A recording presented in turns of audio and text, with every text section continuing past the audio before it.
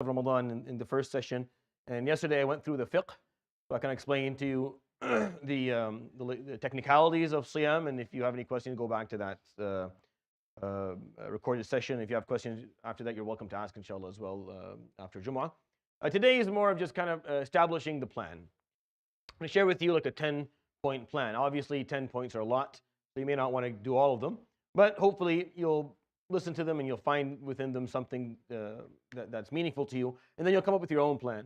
At the end, every person has to personalize their own approach to what they want to do in Ramadan.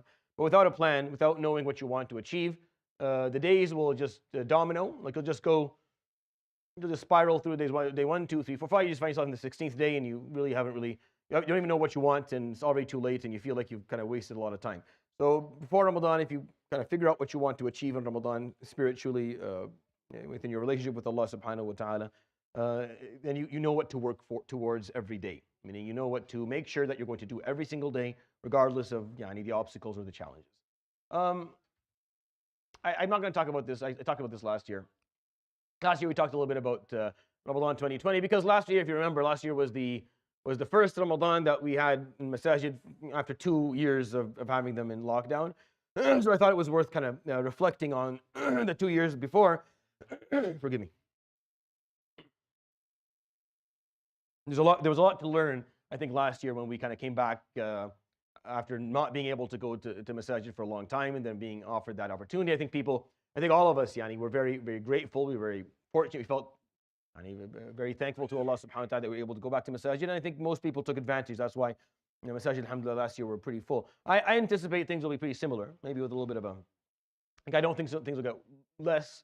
I think actually things will be more, because I think we really figured out the value of Jama'ah and the value of kind of being together in Ramadan and being able to come out and pray Taraweeh and kind of stay. I think that's something that we all have come to a different understanding of. And I thought, last year I shared with you a little bit of the reflections of the 2 years before that were very difficult. Some of you prayed Ramadan at home, and alone, some families together. So, everyone had a different experience. I found it really hard to actually pray in a masjid that was empty. I think one of the saddest things I remember seeing was the first night that we came to pray at the Westmount Center, and the next year was at the Fanshawe and Wonderland. When you walk in the first night of Ramadan and there's no one there besides you and 2-3 people and a camera, it's very depressing. It was a very eye-opening moment that really, the barakah of subhanAllah, Jama'ah, it's an important thing. Like it's a part of the deen. You just don't really think about it until it's taken away. And once we walked into a masjid in Ramadan and there's no one there, and then night after night, the emptiness, it was very eerie. The masjid was empty, just you and three or four brothers, and it just was not a very, it was a difficult experience. I learned a lot from it, but definitely it kind of crystallized in my mindset the value of Jama'ah and togetherness, and people coming and praying and bringing your kids and kind of just experiencing the beauty of Taraweeh and the nights of Ramadan. So not to kind of spend any more time on that. When we talk about Siyam, just kind of keep that in mind, that we often, I think the mindset that we have sometimes is a little bit flawed. Like when we look at fasting, we tend to try and get things done despite fasting. That's how we use that terminology. Even though I'm fasting, I'm going to be able to do this. Even though I'm fasting, I'm going to try and get that done. Even though, despite, that's the terminology that we keep on using about fasting. When I really think it's not supposed to be that. I think it's supposed to be the opposite. I think it's because of fasting that you're going to behave one way, this way, and that way, because of fasting, not despite it. I think we stop looking at fasting as if it's a burden, or as if it's a specific challenge that you're just going to barely make it just because of its existence. No, I think it's the opposite. Because when you look at how Allah subhanahu wa ta'ala explained to the Prophet ﷺ prayer, meaning when he talks about salah is the reason that you're going to be farther away from fahsha and munkar. Salah is going to motivate you. Salah is going to keep you connected to Allah subhanahu wa ta'ala, allow you to be better.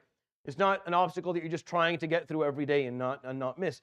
So I think if you keep on seeing it that way, it'll be hard to stick to it forever. At some point, you'll kind of lose the reins and you'll just give up. And fasting is similar. You're not doing stuff despite fasting. You're going to do good things because of fasting. Like you're going to have better manners during the day because of fasting. You're going to shy away with your gaze because of fasting. You're going to hold your tongue because of fasting. You're actually going to do better at your work, and you're going to make sure that you're doing your job to the best of your ability because of fasting. What do I mean by that? This is what I mean by it. Because you're fasting, you're in a state where you're saying to yourself, I am not even going to come close to something that is ordinarily always halal. I definitely cannot do anything that is haram. Obviously, because I'm actually abstaining from doing something that is my basic need, that Allah subhanahu wa ta'ala قل يعني من حرم زينة الله يحل لكم الطيبات. He's the one who made طيبات halal for you. But you're going to abstain during the day. You're not going to have طيبات. You're going to hold back on halal. And because of that, you're going to be definitely completely far away from any aspect of haram, meaning you're going to go do your job or go to work or go attend class. You can do it with excellence. You're not going to be mediocre at it, because that's not good. That's not acceptable. You can't say, well, I went to a job despite my. No, you're going to go do your work because you're fasting. You're going to be really good. You're going to be at your best behavior because you're fasting. You're going to be kind to everyone around you because you're fasting. And you go on and on and on. This is what I think we have to switch the mentality to. Stop looking at fasting as a means of suffering, and look at fasting as a means of cleansing yourself, of purification, of increasing your energy and decreasing your consumption, and allowing yourself to function the way Allah subhanahu wa ta'ala created you to function, with less, doing more with less. This is the reality of who we are as human beings. We don't do more with more. We don't always do more with more. This is actually the opposite of how we function as a race. Ever heard the quote, the silly quote, but I think it's true.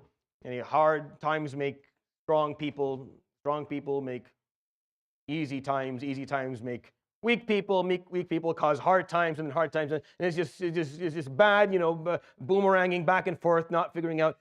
Well, that's why Ramadan is there. Ramadan is there to make strong and tough people.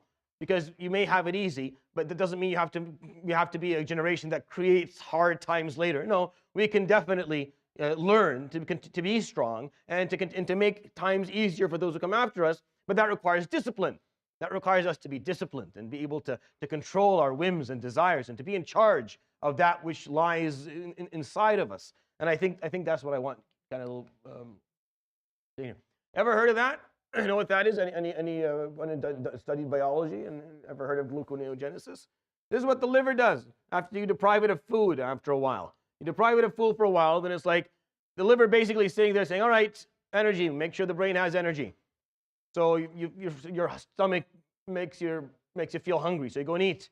So you don't eat after a while. There are other sources but after a couple of hours, maybe after up to 10 to 12 hours, there's a little bit of a panic. There's no external source power. The brain needs glucose. Where are we going to get it from?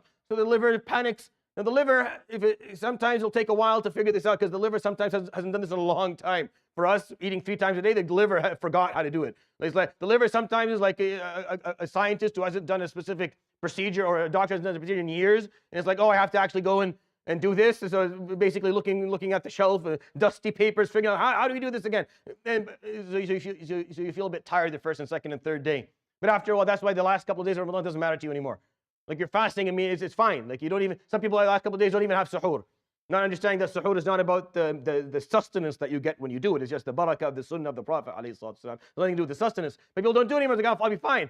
I'll be fine, honestly, whether I make. Yes, because your liver now has remembered how to do this again. And it knows how to go and actually take the storages of fat and the storages of sugar and use them. Because here to me is the poetic piece of this.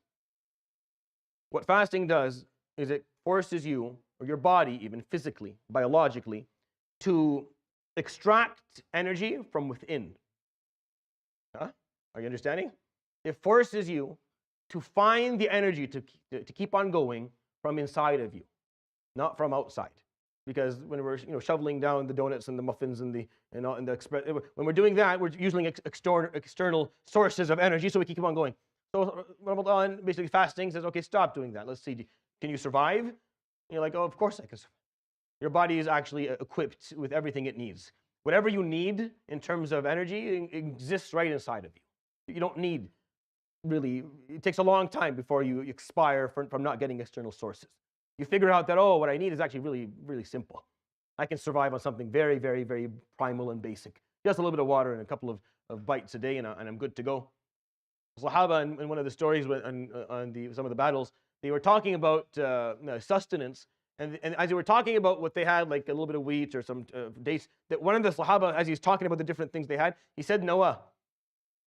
You know the date pit? That's what Noah. So he said that. So one of the people who were listening put his hand up. What is that one? What do you mean by Nawah? They told him, like, the date pit. He's like, what is that? What do you do with that? He said, we used to suck on it for a day with a little bit of water. So the Tabi is like, and then what does that do to you? He told him, we didn't think it did anything, but once we actually didn't have them anymore, we missed them. Like when we didn't have them anymore, when we ran out of date pits, we missed them. Like فَوَجَدْنَا فَقْدَهَا. Like we found how difficult it was when we didn't have it. You'll be surprised what you can actually survive, and you'll be surprised how much your body can adapt to different changes or difficult circumstances around you. Ramadan just proves basically that there's more to you than you even you know. There's more to you than your potential is much stronger than you think it is, and fasting just proves that to you. That's why the question Yawm al-Qiyamah doesn't become the question of whether you could have done it is no longer at stake. You can't say, no, I can't. You'll say, no, you totally could. Here's example of 30 days where you were able to do everything, even though you were very hungry and you were thirsty and you didn't eat, you didn't drink for 17 hours and you were fine. Like you were able to do more. So you could have done more.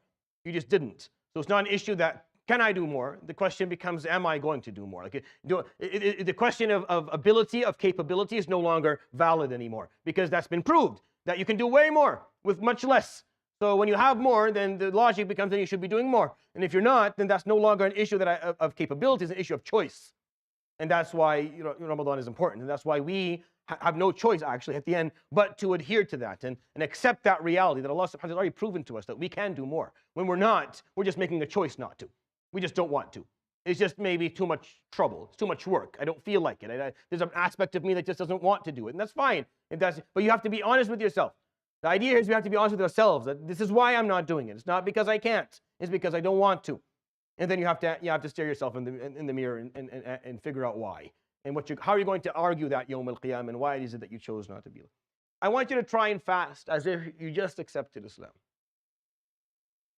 Speak to some, if you're lucky and you know people who accepted Islam, ask them how their first Ramadan went and see how they felt about fasting for the first time.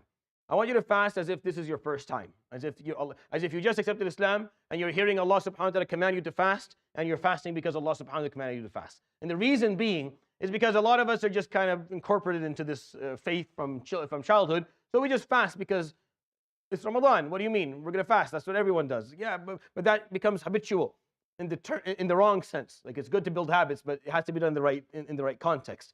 It has to be. You don't want it to be habitual in the context where you don't understand why you're doing it, or you don't know exactly who it is that you're obeying when you're doing it, or what purpose this is serving for you, or what you're actually doing. That's not helpful. When it becomes habitual in that sense, it's no longer helpful because it loses its meaning.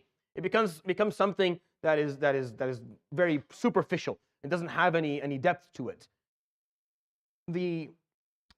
So listen to this for a moment.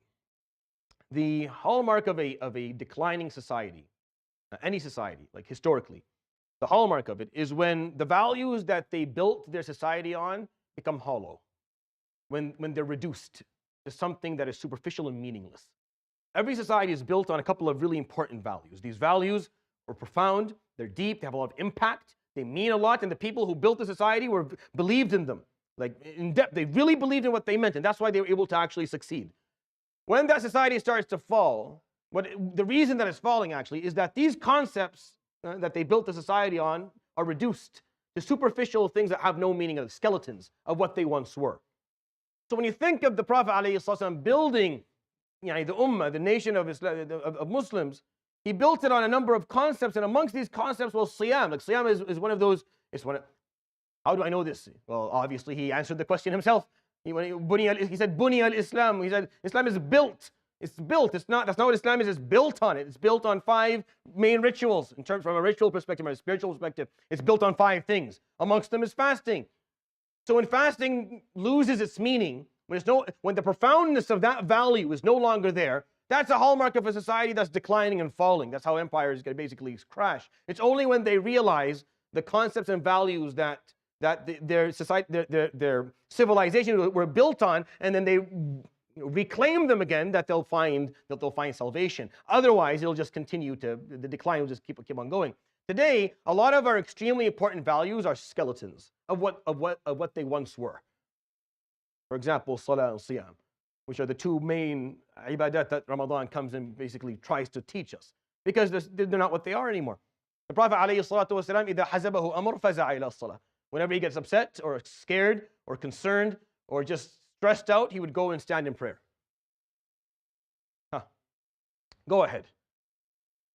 What are you going to do with that piece of information? Good luck. That's what he did. Whenever he felt upset, he went and stood in Salah, alayhi salatu wasalam. You understand what he did? Are we not his followers? Who does that? Who's doing that? Who's feeling upset and stressed and depressed and the first thing they do is run to prayer? Well, because I don't find, because the concept itself is reduced. It's just become mechanics. It's just a couple of movements and things your tongue going to say, but the actual meaning of it, the profoundness of it is lost. It's been lost. And until we reclaim that again, nothing's going to change. We're going to keep on just trickling downwards. Siyam is very similar to the society we live in today. I don't know if we're on an uphill or a downhill, honestly, so I'm not a sociologist to give that. I don't think we're going upwards, though. This is my opinion. I think a lot of the concepts and values that the Western society was built on were beautiful initially. I don't think they are what they were. I don't think the concept of freedom, which is a beautiful concept that they built this society on, is what it was. I think freedom is something that they took very seriously, the freedom of choice and the freedom of thought and the freedom of faith, freedom of practice. Now it's just reduced to the freedom of basically offending others, or the freedom of doing something that is extremely abnormal and possibly extremely offensive and difficult and problematic in the long run. Just we're reducing a beautiful concept to something that's meaningless, and we're losing. And because of that, we don't actually have freedom. People here in the West have financial freedom. Do they have financial freedom? What do they have? Do you have actual freedom of thought? Do we actually have freedom of thought? Do you actually have freedom of speech?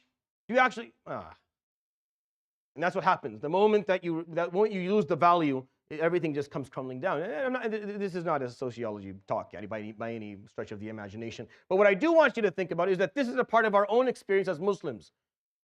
Ramadan is here to force us or encourage us, let's put it that way, to reclaim these basic values that the Prophet ﷺ built this ummah upon. Salah and Siyam being two of the five, because they're skeletons of what they once were. Siyam is now just overeating at night. That's all it is, just eating a lot at night. That's meaningless. That means that there's nothing divine in that at all. Unless you understand Siyam as cleansing, as purifying, as something that will increase your potential, prove something to yourself, allow you the ability to actually reach farther and higher and go more. That's what it's for. It's going to strengthen you. It's going to grant you the grit and resilience that you need to do whatever you hope to do in your life. That's what Siyam is about. When it's not that, when I don't know what it does anymore. I don't know. Because the ummah that fasts every year for a full month should be an ummah that's extremely, extremely perseverant. An ummah that consumes much less than other ummah. An ummah that is capable of putting up with whatever difficulty in front of them because they can do this. They've already proved that they have an ummah that aims really high, that are extremely ambitious, because every year Allah subhanahu reminds them of their potential, a potential that they don't even know about, a potential they're not even aware of. But Allah subhanahu wa ta'ala shows, you can do this. Because no one does that with their straight, no one does this. No one fasts for 30 days straight in the form that we do it and stay up most of the night praying. No one does. No one chooses to do this. But Allah subhanahu wa ta'ala says, this is what you're going to do, come. And then you do it and you're able to get through the full month and you feel, wow, it's actually doable. Yeah. So imagine what else you could do. So fast as if you just accepted Islam. Build the values. Take it, make a value out of it. All right. Remember that picture that came out a year ago or so? I took a picture of the 2 years ago now. Yes, a bit more. I'm not very good with time, as you can tell. Now, the reason that I talk about this is my theory that every person, black holes, we don't understand them, I think, yet, as well as we may one day. What we do understand is that it's just a place where everything gets lost. We just don't know. Energy and space and time just don't seem to work the same way, and it's capable of devouring things, and the more you give it, the more it devours, and I believe deep inside each and every one of us, we have a black hole. There's something like that inside of us, and no matter what you throw at it, no matter what you try to put into it, nothing will ever fully close that gap. Nothing. You throw it. The more food, the more the more wealth, the traveling, nothing will ever satisfy the greed of the nafs on the inside. Nothing. The more you give it, the more it wants. It'll want everything one day. It'll devour you. You'll get completely lost. In your own consumption because of how powerful this force is. The only thing that closes that greed on the inside is Allah subhanahu wa ta'ala. Is the connection you'll have with Allah subhanahu wa ta'ala, and that hole will close. And then suddenly your nafs will learn to behave the way it should. And the greed will slowly begin to disappear. It takes a long time, but Ramadan puts you on the track. Ramadan makes you experience where beauty truly lies. Here, it takes away food. It's not food. You're not here to eat. You were not created so you can eat. Eat is so that you can live. You don't live to eat. Let's just fix this equation. So forget about food for a second. Eat much less, and sleep much less, and still you'll be happier than any other time of the year. Still, you're going to be happier and much more satisfied and fulfilled than any other time of the year when you're eating less and you're sleeping less. And this is just a lesson. Again, Allah subhanahu wa ta'ala through practical lessons is teaching us something. Because that black hole will eat you alive. You see people who are just completely taken by it, who are completely preoccupied with their consumption and what they have and their possessions, what they want to do more, and they just keep on running after this illusion. It's a mirage in the horizon. There's no end to it. The more you run, the farther away it'll seem to you. This is what He says, subhanahu wa ta'ala, in the Quran. وَالَّذِينَ كَفَرُوا أَعْمَالُهُمْ كسراب بقيعة يحسبه الظمآن ماء حتى إذا جاءه لم يجده شيئا ووجد الله عنده فوفاه حسابه والله سريع الحساب. The people, the disbelievers, what they're doing in their life is like a mirage in a valley, and they're running after it, and they're running, and they think there's water at the end. They think happiness is in the next consumption, the next trip, the next possession, whatever it is that they're doing. And when they finally get there, they don't find the water. They find Allah subhanahu wa ta'ala waiting for them, as He always was. But they just weren't looking for Him to begin with, so they don't find the fulfillment, and then He holds them accountable to all they did. Ramadan helps close that a bit inside of you. Remove that greed and that willingness for everything until you don't need much. You don't need as much food, don't need as much sleep, and you'll still be really happy. What's going to make you happy? It's something completely different. It's a connection on the inside that you haven't experienced yet, that you haven't really tried. You haven't kindled that fire yet. You haven't taken into accountability the actual reason that Allah subhanahu wa ta'ala created you and what you're here to do, and you haven't figured out how you're going to be with Him subhanahu wa ta'ala during your life, because you're going to be with Him when you're dead anyways. You might as well do it now. And when you do that, you'll find all these symptoms just slowly just fade away. It's not there anymore. Otherwise, you're welcome to try something else and watch it completely backfire. So here's a Ramadanic plan for you. I have 10 points I'm going to share with you, inshallah, in the remainder of the time. Number one, perfect your intention. Always, first and foremost, always. We always start with this. You never go on to anything else. You always start with your intention. You have to figure out your intention. Anything that is built with no good, clear, sincere intention will go nowhere. It is bound to fail. And it's also not going to be accepted by Allah subhanahu wa ta'ala, as He explained to us in many occasions. Without an intention, nothing works. So perfect it, meaning take some time and think very clearly. Tonight, tomorrow night, you still have 2-3 nights that you can spend some time and figure out why it is you're going to be fasting. Why it is that you're going to be praying Tarawih. What do you want from all of this? What exactly are you asking of Allah subhanahu wa ta'ala? What's missing in your life, and what are you trying to achieve? Figure that out. Something personal that you can always go back to. Look, the clearer the intention, the better the narrative. Sometimes it's good to write it down. The easier it is for you to always go back to it when you start getting distracted or losing your focus during the month. It's 30 days. You're bound to get a little distracted. You're bound to kind of forget about what's going on and get caught up with work or studies or exams or the problems of your daily life. If you have a clear intention, you go back to it, it helps reorient you again. It helps refocus. No, this is what I'm doing. This is the time. There's no better time to do this than now. This is what I want from this month, and you kind of find it'll be a motivation for you. What will motivate you is this intention that you're going to work on. I'm not going to spend a lot of time explaining intentions because you already know the importance of intentions, but you need to do this. Muslims today are less, unfortunately, obsessed with intentions than they should be. You want to be obsessed by something? That's the thing you'll be obsessed by. Be obsessed about your intentions. Why are you doing what you're doing? Why? Take a moment, pause, think, take a step back, zoom out. Whatever it is you need to do, ask questions, figure out why you're doing what you're doing. And if you're like, I don't know, I actually am not sure. I should be doing this for this reason. I have recently discovered that I am not. What do I do? Great. Now, no one has a good answer for you. No one, you can't come up to any sheikh and he'll give you, here's 2 teaspoons of this and 3 of that and shayt marami, and then you're good. No, there's nothing that you can take that will fix your intention. But if you are aware of that, if you become aware that my intentions aren't as clear and sincere and as I want them to be, or as they should, then at least then you've put your foot on the first step of the journey.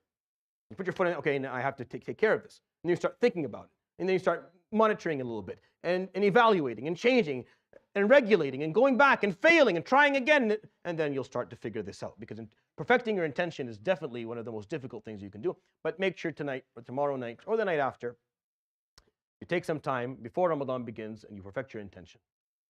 Number 2, again, it's not about siyam. This is just about generally what you hope to achieve. Yeah. So let's make, this is the intention I want you to make. Huh?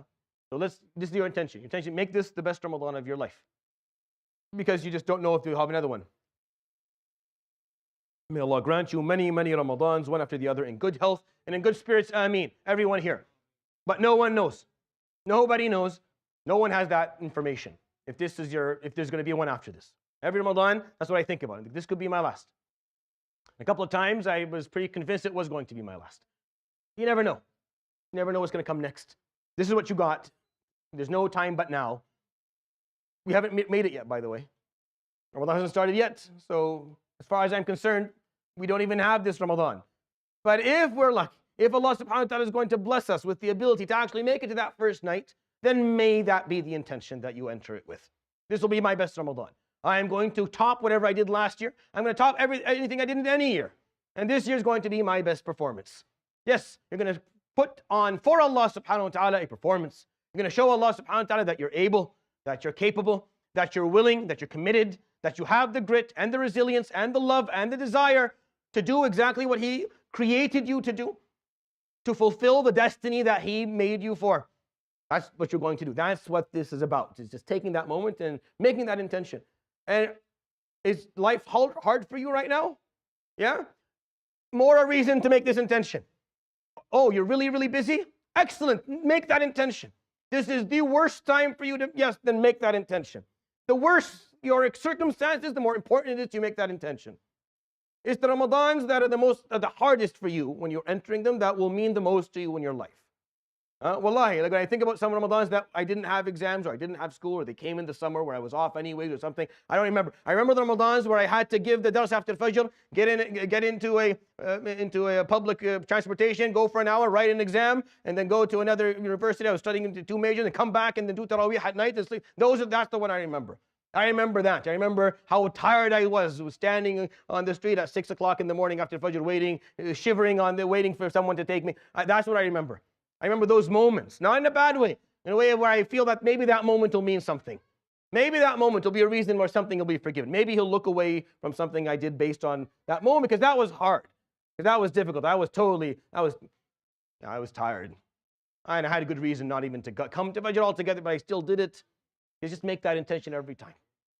Make it the best Ramadan of our life. May Allah subhanahu wa ta'ala grant us the ability to do that. I mean, number 2. I took some time on number 1 because I think it's important. Fast with excellence. I've said this a number of times.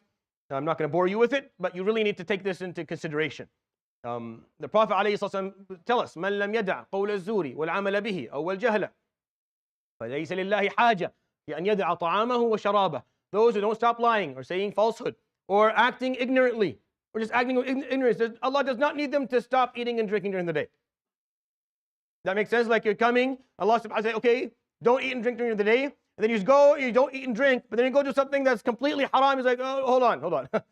You apparently did not understand what I'm talking about at all. You're welcome to you go and eat. I talked about this yesterday. This doesn't change. This doesn't take away the validity of your fasting. If you do something wrong in Ramadan when you're fasting, it does not take away the validity of your fasting. Your fasting is still valid religiously. It's just I don't know if it'll be accepted or not. The acceptance part becomes compromised because Allah subhanahu wa ta'ala, again, is explaining to you, here's the red line, go stand over there. Stay away from haram. farther away than you've ever been. And then somehow no. Fast with excellence. Fast with your eyes. Fast with your eyes. Don't look at things you shouldn't be looking at. Fast with your ears. Don't listen to stuff you shouldn't be listening to. Fast with your mouth, your tongue. Don't say stuff that you shouldn't say. Fast with your hands. Don't do things you shouldn't do. Fast with your feet. Don't walk and go places you shouldn't go to. Fast that way, and then inshallah, your fasting will be accepted. See, this is what it did. It's like fasting from halal is a buffer. It's a buffer between you and haram. There wasn't a buffer before. It was just you, the line, and haram right there. Here, we're going to put a buffer of fasting. You're not going to be eating and drinking. Makes no sense. It's halal to eat and drink, but makes no sense for you not to do this and go do something else. Or else the Prophet ﷺ also said, رَبَّ صَائِمٍ لَيْسَ لَهُ مِنْ صِيَامِهِ إِلَّا الْجُوعُ وَالْعَطَشُ. There are many people who fast, and all they get out of their fasting is the fact that day they were hungry. Meaning in their book, when they read what they did, it won't document for them. Imagine how horrible this is. It won't document that they fasted 30 days. No.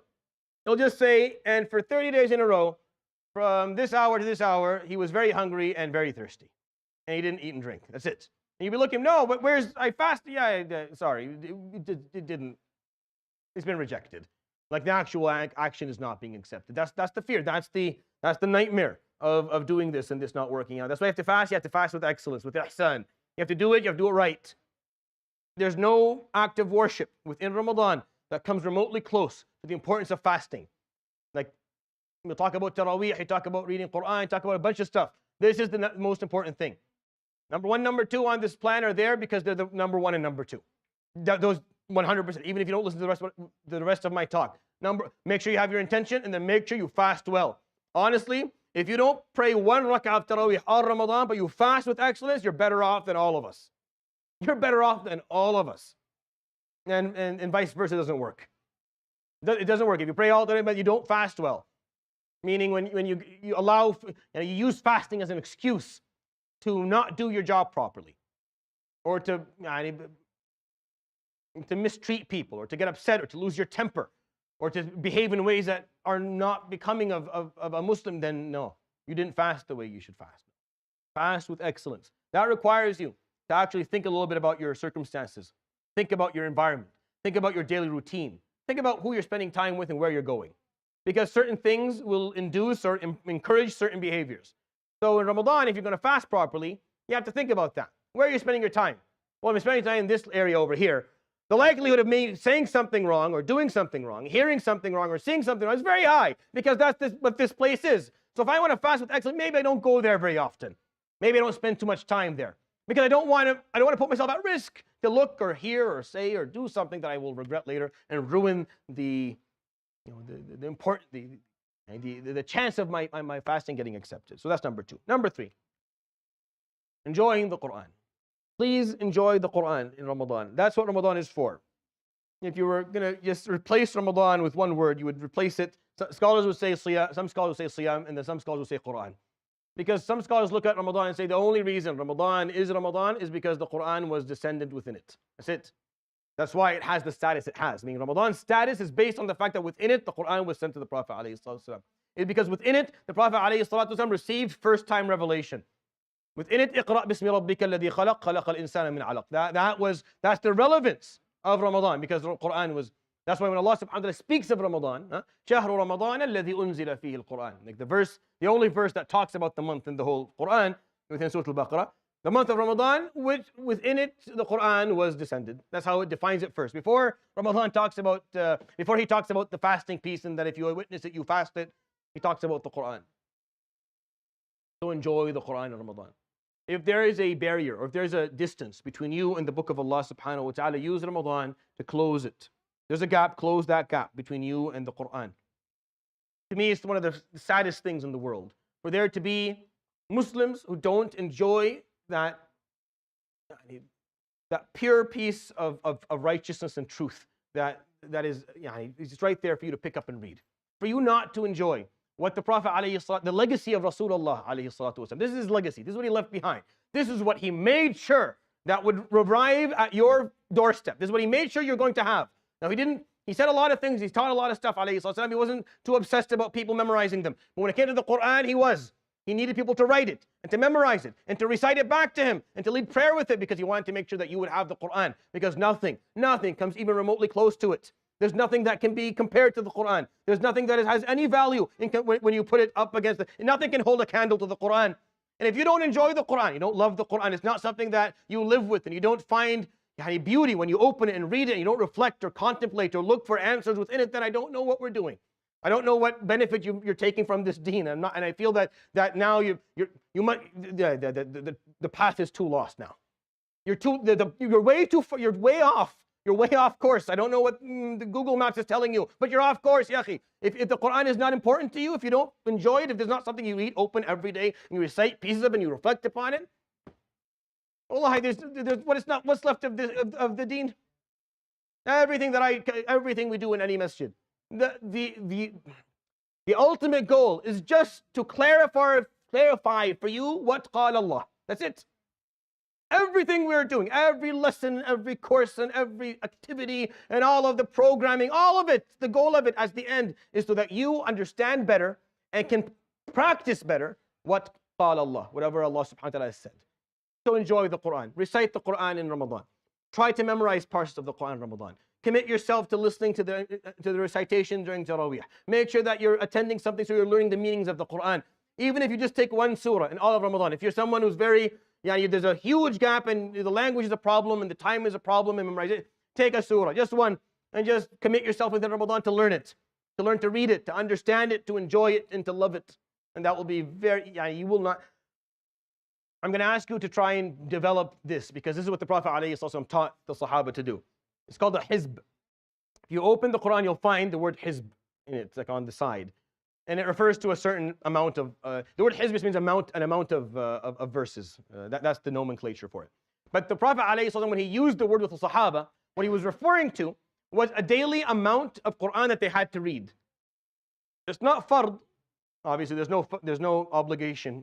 Bunya al-Islam, one of them is not reading the Quran daily. But it's something that he would ask them to commit themselves to. And then he would tell them, if you miss it, you make up for it the next day. First thing, you get up in the morning, first thing you do, you recite your hizb of the Quran that you didn't recite at the time you should have done it. And every Muslim must, and I use the word must, and the word should. Are there any other aggressive words that I should be using here? Must and should and all those words. Have a small amount of Quran that you read daily. The amount is not something that anyone is going to tell you what it is. It's whatever you want, whatever works for you. A verse, fine, a verse.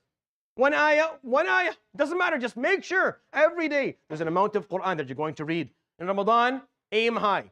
Read like a juz'. Try to get the khatma in. If that's too hard for you, maybe get something less. But then once you're done of 30 days doing that, you can reduce the amount and hold on to a baseline of maybe a page a day or half a page a day, something. I'm not talking about memorization. Memorization is something you choose to do or you choose not to. It's not, especially if you're a bit older, it's not that important. What I care about, you read, you open, you read, you contemplate, you reflect, and then you try and, most importantly, obviously, practice what you're actually reading in the Book of Allah. Enjoy the Quran, because that's definitely, there's nothing that's more important than that. Number 4, daily invocations, or the wird. Make sure that on a daily basis, you have a certain amount of adhkar that you perform with Allah subhanahu wa ta'ala, remembrance of Allah subhanahu wa ta'ala. So when you say invocations, it's like doing tasbih, subhanallah, alhamdulillah, or la ilaha illallah, or Allahu Akbar, or salah ala nabi alayhi salatu wasalam, or astaghfirullah, or la hawla wa la quwwata illa billah, or hasbi Allah wa ni'mal wakil, or whatever it is that you find means something to you. But the Prophet alayhi salatu wasalam ensured that every Muslim, that all of his companions had a hizb, a daily amount they recited, every day, and a daily wird, an amount of invocation that they practice every single day. I teach this to a lot of people to try and learn to have a wird, a certain amount of invocation that they do daily. Honestly, there's no better time to learn to do this than Ramadan. People who start outside Ramadan, they struggle. It takes them 6-7 months to actually get it done. You start in Ramadan, it works out almost immediately. Because Ramadan is very good. It disciplines you. You can do a specific wird after Fajr because you're awake anyways. You're going to wake up for your suhoor and pray Fajr. You're half awake. You can totally do a wird. And then right after Maghrib, after you pray and after you eat, until Isha, you have like this hour or half an hour where nothing's happening. You can just sit there and do a wird. So Ramadan organizes your day for you, so you can totally get that in. And then if you do that in Ramadan, hopefully, if you learn the point of Ramadan of building habits, you'll continue that daily invocation or that wird after Ramadan moving forward. You'll have a baseline that you can build upon. So please do that. Again, a Muslim without a hizb, without a wird, not sure what that means. That is a Muslim without a hizb and a wird is a Muslim that did not exist previously in the world. So I don't know exactly how they are going to function well. Because you have to have that connection with the Book of Allah daily. You have to have a connection with Allah subhanahu wa ta'ala Almighty Himself every day. Number 5, investing in salah.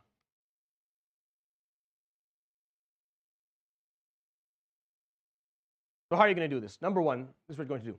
You're going to try and get as many jama'ah as possible a day. As many as possible. You're going to start thinking, well, what is my day like? How many times can I pray jama'ah? Sometimes it doesn't mean you have to come to the masjid. Sometimes you can do it at home. Sometimes you can do it at school. Sometimes you do it at work. Sometimes you have no choice, so you'll do it alone. But you're going to try and get as many jama'ah as possible. And for the men specifically, you'll try and come to the masjid as many times as possible. For the sisters, at home. Who do you have at home? You're a mother, you have kids, pray jama'ah. You have a roommate, pray with your jama'ah. Yep. Find small groups, pray as much as possible. In Ramadan, you try to pray jama'ah as much as humanly possible. That's why you come to the masjid as much as you can. Come for Fajr, you try to come for Isha, obviously. And then if you're away, done work early, you come for Asr, you try and come as many times as you can. So you can get the ajr of jama'ah, to invest in your salah. And a part of that is tarawih. Is that you make sure you find a masjid close by, high likelihood of you going there every day. Make sure that the imam is going to recite a full khatmah, meaning that they're going to read the whole Quran throughout the month. Commit yourself to the end. Pray. Practice makes perfect. If you're not praying well now, well, you have 30 days of roughly 300 to 600 rak'ah. Pretty sure you'll be better at the end of Ramadan than you are now. Just by the simple merit of just doing it every single night. You'll learn something. You'll pick up a technique. You'll figure something out. You'll find some way to be able to allow the experience of praying to be a little bit better for yourself. Because you're going to be doing it all the time. You'll learn to do it better. Invest in your salah. There's no act of worship that is more valuable than salah. Honestly, what we are seeing today in ourselves, in the Muslim world, ummah in the world, the way that we've treated salah is almost criminal. The way that we've turned it into an extremely mechanical, habitual sequence of movements with words that are being said that there's no reflection upon at all. There's no contemplation about these words. We don't even care what's being said. We're not even connected to it. There's such a problem. Fixing that can only start in Ramadan, honestly. Like to actually get it fixed, to actually start changing things, to start making your prayers a little bit longer, to start thinking a little bit about Fatiha, to actually understand why you're making these movements and what you're saying within them so that they mean something to you. There's no better time than Ramadan. Honestly, there's no better time than doing it than in the month of Ramadan, because shaitan is not there. So you're just struggling with one enemy. It's just your nafs that doesn't like doing anything that doesn't see the immediate gratification for. So you just have to train it a bit. No, this is helpful. This is helpful for us. It's very therapeutic. It'll do a lot for us. Invest in your salah, especially if you're young. And a lot of what I'm saying is I'm talking to my younger audience here. I have no excuse for you. I accept no excuses for you not to be praying. Yeah, I need at least 2 salawat in a masjid a day, Fajr and Isha, and for you to stand for a full tarawih. Wallahi, 0 excuses. I don't see an excuse for you. In Ramadan, if you're busy, come and challenge me, okay? I'll challenge you to a busy schedule. If you can prove you're busier than me, don't come anymore. If you can't, then you stand just like me. In Arabic, they say, "Man sawaka bi nafsihi ma zalamak." I'm going to treat you equally. They would say equals. If you can prove that you have more on your plate in terms of time and hours, khalas, don't come. But if you're not, then you have to be here. You have to stand, not here, wherever. Pray. Just make sure that you find a place to doing it and stand with the imam until the end. Your feet are hurting, good. You're tired, even better. Wallahi, the more tired and the more pain, the better, especially if you're young. That's amazing. There's no other way for you to learn discipline, wallahi. There's nothing that you'll remember growing up besides that. Wallahi, there's nothing that will stay with you except those nights where you were sleep deprived, you were tired, you had so much to do, and you still showed up and you still stood for the sake of Allah subhanahu wa ta'ala. Because if you don't do it now, tell me please, when are you going to do it? What, when you're older? What are you talking about? When you're older? When you don't have when you're busier and you have children and you have less energy and your knees don't work as well? No, now. You do it now. Do it now. If I'm here on call, then you better be here too. We stand and we pray together and we figure it out. I say this because I feel bad. I feel bad that if you don't experience this, then I'm cheating you out of something. Like I feel like if I don't push you to do this, then at some point in the future you'll Not only will you regret it, you'll wonder why we didn't. Let me tell you a funny story. So we used to do tahajjud, like in the masjid that I was in, now it's, subhanAllah, 10 years ago now. We used to pray like a full khatma in tahajjud. We used to do a full thing. Like we'd read every night 3 juz'. Like at the last 10 nights, 3 juz' a night. We do 6 rak'ah, half a juz' in each rak'ah. And we'd pray, it would take like around 2.5 hours, so it would be a long night. It was really nice. Everyone who attended that never forgot it. Till this day, they still do it. Like even though I'm not, they still do it because it was very meaningful to everybody. And I didn't do it myself. Like the people, the shabab who were doing it would hold the Quran and read half a juz'. Like they would lead just reciting the Quran. We would do it, and it was tahajjud, so we would move longer. So I was praying behind one of the shabab who was doing it. It was like I think the fourth rak'ah, and I'm praying beside a young man. His name is Ismail. It's not my brother, another guy. So we make sujood, and we come up, and Ismail doesn't come up. So in my mind, because I was always worried about him and his, where he was, and I'm like, alhamdulillah, he must be really enjoying his dua. But then after sitting there for like 30 seconds, I'm like, he's enjoying it too much now. He probably should come up.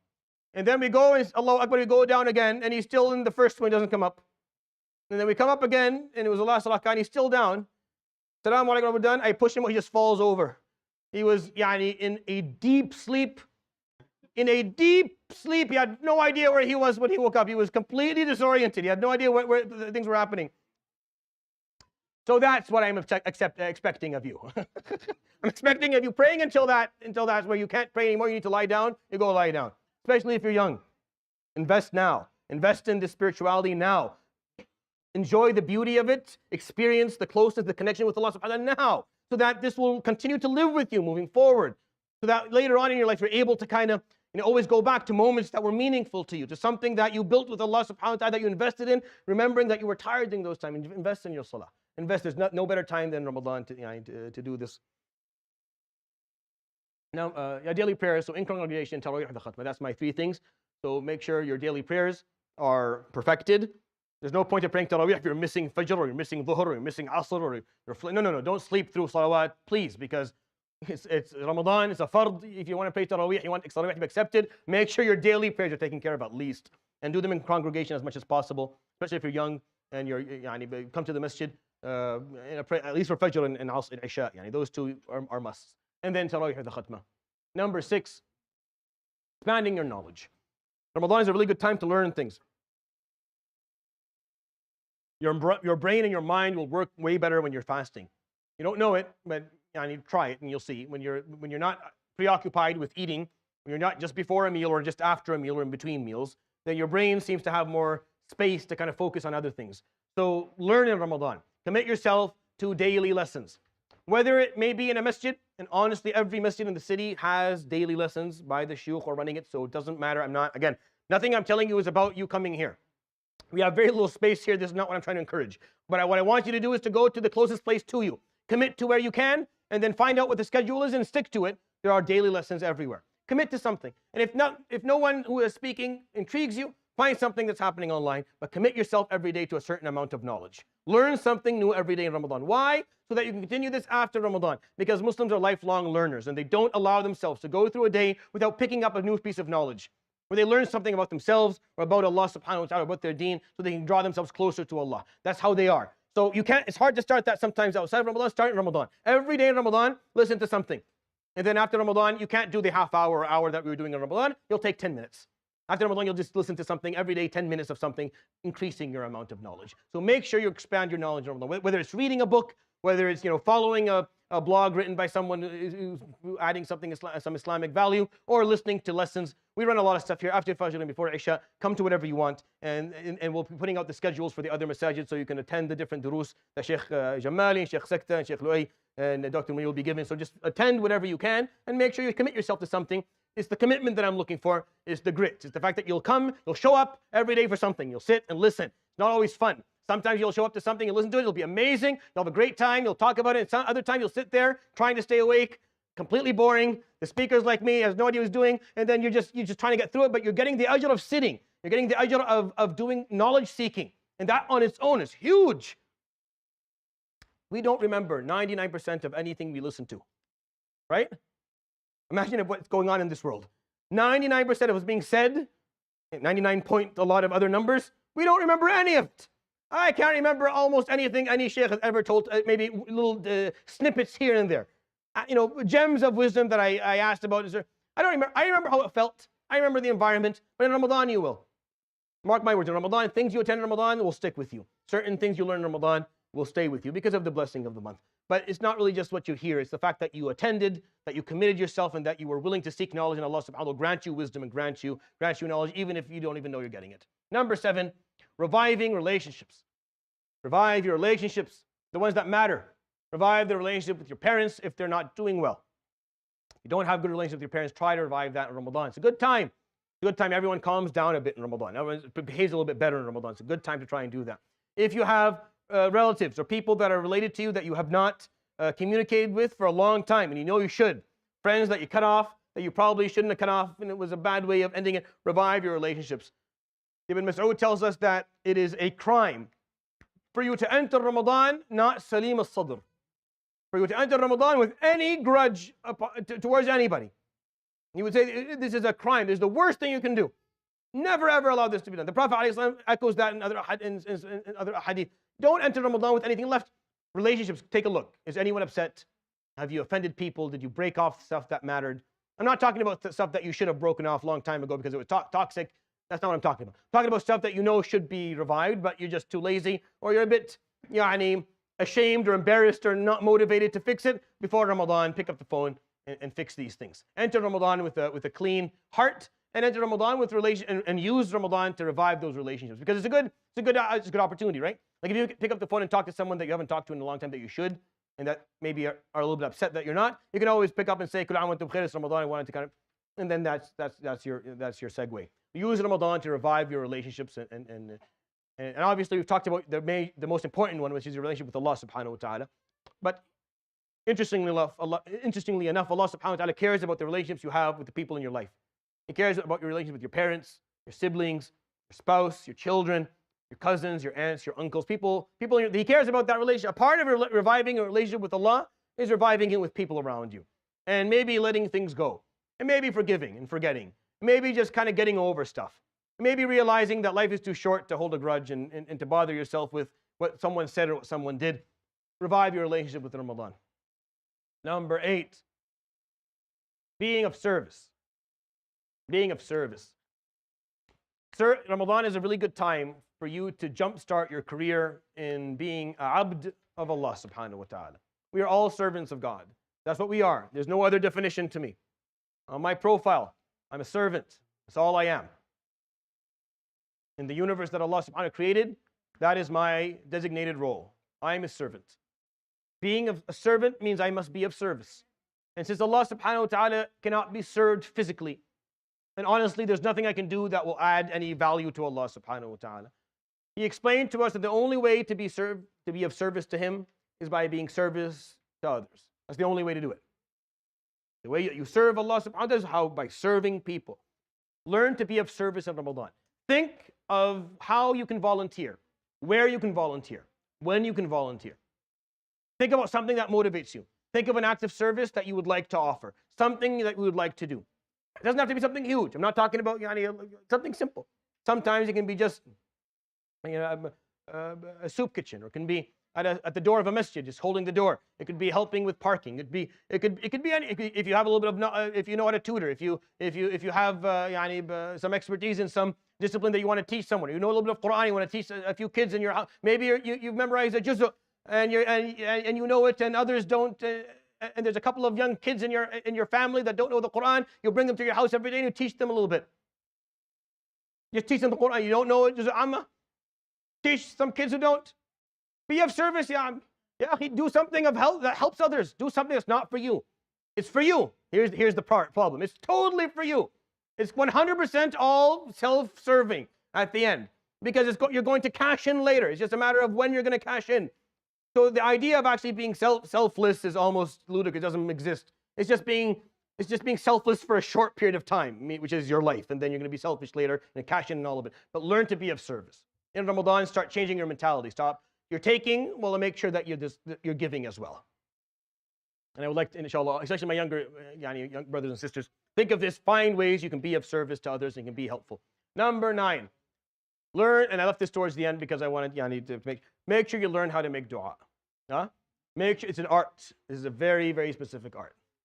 Every Ramadan within Tahajjud, I give like exercises, and I help teach people how to make dua. There's different ways to kind of learn how to do it, but you have to learn to do this. And everyone will have a different journey in how they will make dua, and how they will kind of progress, and how they will evolve in their relationship with Allah subhanahu wa ta'ala. Dua is the conversation between you and God. That's what dua is. Dua is you speaking to Allah subhanahu wa ta'ala. Dua is not the idea of I want something, so I'm going to keep on asking until I get it, and if I don't get it, then I'll stop asking altogether. Or when I get it, I don't care anymore. Dua is a continuous conversation. You're always speaking to Allah subhanahu. You're always speaking to Allah.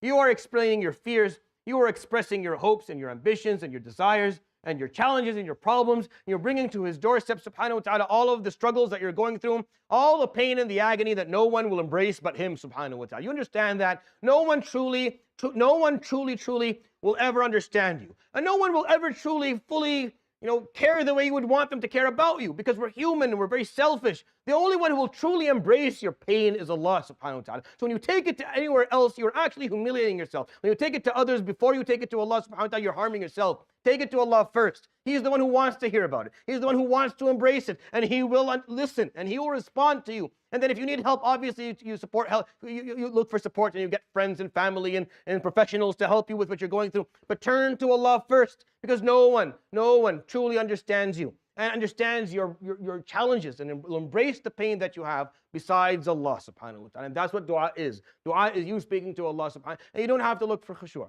I don't have to give a lesson on khushu'. Honestly, khushu' is not even something that you should be teaching. It doesn't even have. Khushu' is just, it's when you fully realize who you're speaking to and about what.